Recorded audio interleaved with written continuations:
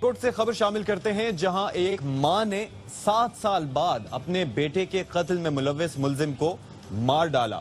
7 साल कबल नोमान ने मुबैना तौर पर परवीन अख्तर के बेटे तस्लीम को कत्ल किया था, लेकिन हाई कोर्ट ने बेगुनाह करार देकर उसे रिहा कर दिया था। आमिर जावेद भट्ट हमारे साथ मौजूद हैं, उनसे मजीद जानते हैं। बताइएगा इससे मुताल्लिक आमिर जावेद।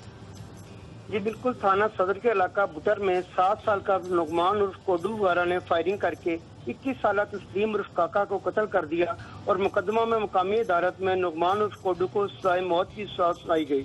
अप्रैल 2019 में हाई कोर्ट ने मुकदमा में बेगुनाह मुलजिम को करार दे दिया, जिस पर मकतूल की मां परवीन बीबी ने बेटे के कातिल को सजा देने के लिए अपनी ही अदालत में उसे कत्ल करने की ठान ली और साथियों समेत फायरिंग करके नुगमान उर्फ कोडू को कत्ल कर दिया और फरार हो गई।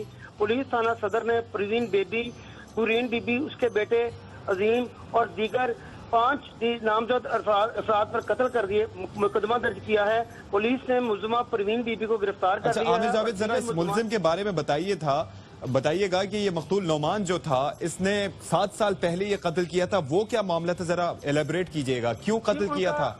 उनका कोई खानदानी दुश्मनी थी, जिसके मुताबिक पुलिस के मुताबिक उनकी खानदानी दुश्मनी थी, जिसकी बिना पर कत्ल कर दिया गया था।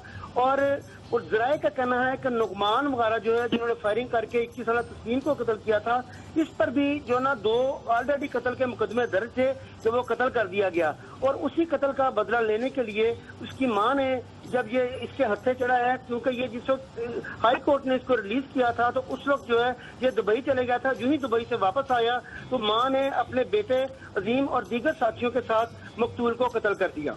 बहुत शुक्रिया आपका आमिर जावेद भट्ट।